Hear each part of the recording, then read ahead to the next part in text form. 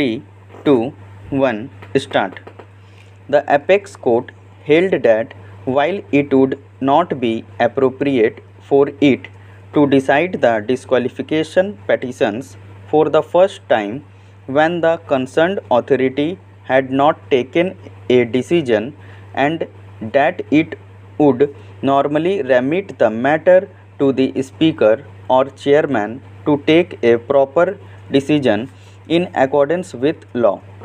However, it decided to adjudicate the disqualification petitions at hand as the Speaker of the Legislative Assembly in that case failed to decide the question of disqualification in a time-bound manner. The Speaker decided the issue of whether there was a split in the party without deciding whether the MLAs in question were disqualified, and the necessity of an expeditious decision in view of the fact that the disqualification petitions were not decided by the Speaker for more than 3 years, and the term of the Assembly was coming to an end.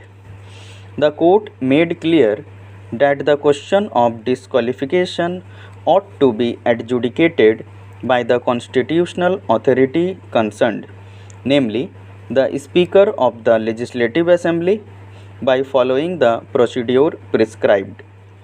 Disqualification of a person for being a member of the House has drastic consequences for the member concerned and by extension for the citizens of that constituency.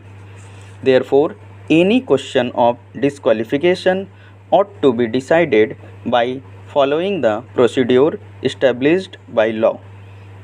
Even in cases where the Speaker decides disqualification petitions without following the procedure established by law, this court normally remains the disqualification petitions to the Speaker. Therefore, absent exceptional circumstances, the Speaker is the appropriate authority to adjudicate petitions for disqualification under the 10th schedule. Validity of the proceedings of the House and MLA's right to participate in the proceedings. Article 191 within bracket 2 provides that a person shall be disqualified for being a member of the Legislative Assembly if they are so disqualified under the 10th schedule.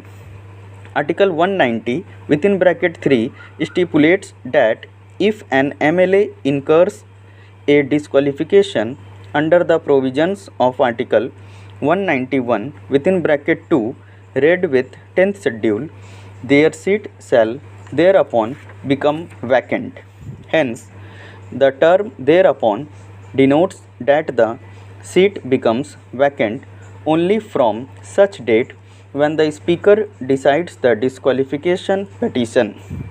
An MLA has the right to participate in the proceedings of the House until they are disqualified.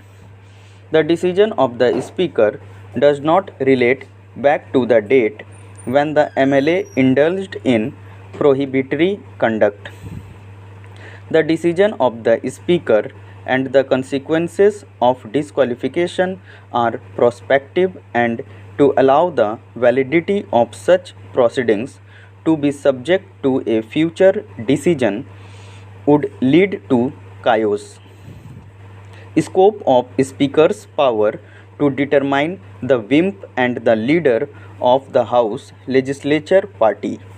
The plain meaning of the provisions of the 10th Schedule 1986 rules and the Act of 1956 indicate that the whip and the leader must be appointed by the political party and not by the legislature party. Holding that a whip be appointed by the political party is crucial for the sustenance of the 10th schedule.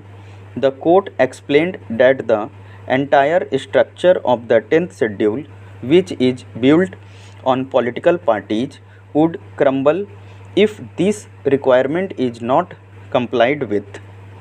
It would render the provisions of the 10th schedule itious and have wider ramifications for the democratic fabric of this country.